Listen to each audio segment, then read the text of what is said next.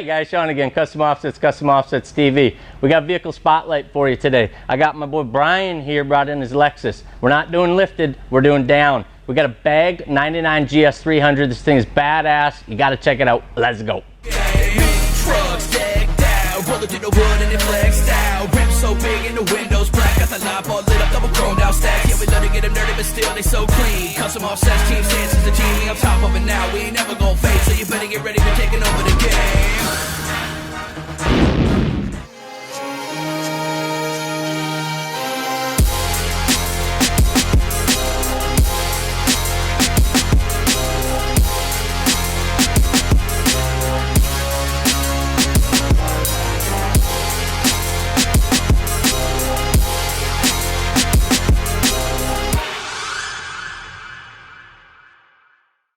Hey guys, like I said, we got Brian today and he brought in his 99 Lexus GS300.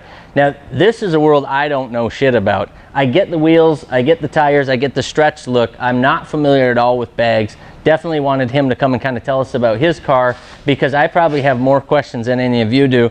I think when I first saw my first cambered, right? That's what it's called when the tires don't hit the ground, right? Yeah. I saw my first camera car, I didn't get it at all. I couldn't comprehend it until I saw the fitment that creates. Yep. So this thing's like 4x4 mode right now, right? So it's raised all the way up?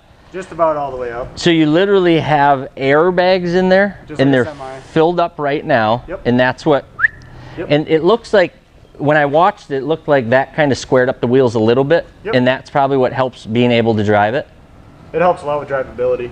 Okay, so can you run it? How many miles can you get on a set of tires with it the way it is right now, with it up in the air if you drove it like this? All the way up, you can get them to last a lot longer than you would air it out with the camber and the toe. The toe is going to be the big one that's going to kill your tires. Okay. Tell me what toe is versus camber. One is... Camber's having them tilt in. Yep. And then camber's where they either toe in or they point out. And you want toe to be like... Which one is toe? This way? Toe is in and out. Yep. Camber's up. Tipping. Yeah, it's tipping. Okay. So when they tip down, when you air it down, that's the camber, and that's why they call it cambering. Yep. Sweet. Drop this thing down, because I think, you know, so I just wanted to show everybody, this is Junior. If you kind of go to the front of the car and look down the side of it, you know, this is what it looks like while it's up in the air. And you can see that he's got quite a bit of contact. It's not as crazy as some of them, or even this one once you drop it down. So then if he drops it down, so can you drive it like this? Could you go up just a touch and then drive it like this, or is it all up or all down? And that's how I drive it in town. Just like this, all the way down? No, just up a little bit, just enough to get it off the tires.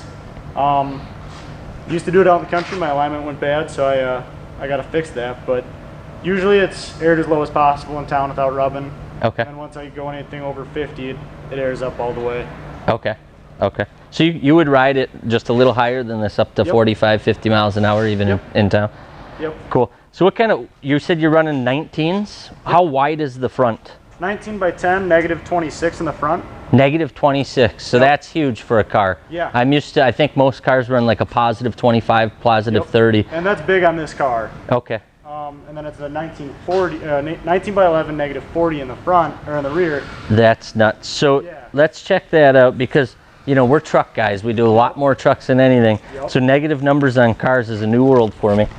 If I look, you're talking 4.5-inch lip up front. Yep. It's got to be 6 in the back, damn near 5 3/4 in the back. I mean, that's monstrous for a car. I love how that looks. I love how that thing frickin' glows on there. Junior, if you take a look down the side here. So the goal of the bagged look is to try to get the fender to tuck almost in the stretched lip of the wheel, right? Is that kind of the game? Relatively, it's more of a personal preference. This one is going for the lip on lip. Yep, is that what it's called? Yep. Okay. And that's this lip on this lip. Yep. And now these are actually spun out, right? Yep. Flared out. Otherwise you would never be able to tuck that. It would smash right into something. Okay. Front and rear. The rears are pulled more than the fronts. And if I understand right, you have to actually heat this up so that the paint doesn't just explode and then you just kind of roll it out. And that's something you personally do? I do. Okay. I didn't do these, but I do it professionally. Okay. And you do that around the Appleton, Oshkosh area right here in Wisconsin? Valley. Cool. Cool. Yeah, Brian just joined us here at Offset's Garage. So he's actually up in the showroom running the whole showroom sales team for Offset's Garage in Appleton, Wisconsin. So we get to see this one once in a while. This is actually the first time I personally got to see it, but it's such a cool car. I think it's an awesome concept. Do you know when this started, when they started doing camber? I just probably noticed it probably 6-7 years ago. Is that about? Yep, yeah, about 2010, 2011 is when the Stanston cambered cars really picked up and became a big commodity. Seems like everyone's doing it, and now that air ride's becoming a little bit more affordable, everyone wants to do it. Yep. It gives you the fitment, but it also gives you the ride quality, and you don't rip off your front lip or anything like that. So it definitely helps having air ride for rideability and comfort. Yeah, that's pretty cool. I mean, how low you end up going, and I think you were saying that you'd like to be even lower if you redo this one or mess with it some more. Yeah, that's the plan.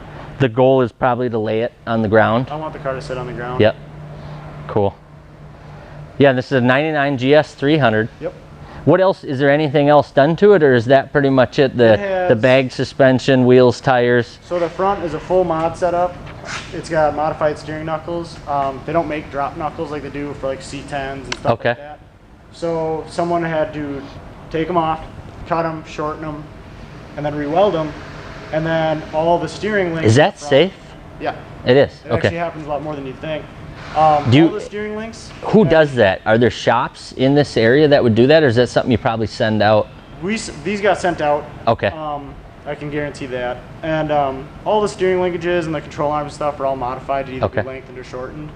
And it gives you more steering angle. This car was originally, suspension-wise, is built for like a drift car, but it works really well for an air ride because it gives you that extra flex. We skipped the tires. What size are the tires? What are you running up front? 235, 35, 235, 35. Junior, come look at this. And so basically, the bead of the tire isn't even over the lip of the wheel. It's actually just stretched up to. Yep. So what do you run for air pressure and something like that to try to keep it from leaking or from popping a bead? The fronts are on 45 PSI, and then the rears, just to keep them seated because they're so much wider, is 65. 65? Yep. Do you feel that with that much pressure in there? You do a little bit. Okay. But it's one of the few things. Yeah, and those are the same thing, right? You got the stretch. Yep. Yeah. And you're not nervous that would pop a bead? No. No? What size are you running in the rears? 245, 35, 19. 245, 35, 19. On an 11 wide. Do you know how wide of a tire that is then in inches? I believe it comes out to 8 inches. 8 inches of tire on 11 inches of wheel? Yep. That's awesome. So that makes sense why it looks like it's stretched to shit. Yep.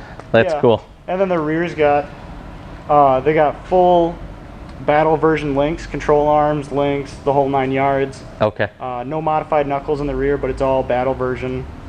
And so do you know what the rough cost is for the suspension? I guess on the low end, what's the cheapest somebody could get away with bagging a Lexus suspension-wise? I know a lot of guys that run a bag Lexus and they don't have all the control arms and all that. Yep. And you could probably get it done, you know, if you pinch your pennies here and there, you could probably get it done for about $2-3 grand. 2 or 3 grand? Yep. So that's not, I mean, that's the same as a higher end lift kit in the truck world. So that's not that bad. Actually, no, that's with parts and labor? Oh, it's easy enough to where you can do it yourself. Oh, really? All it is drilling a few holes or running airlines underneath the car. Okay.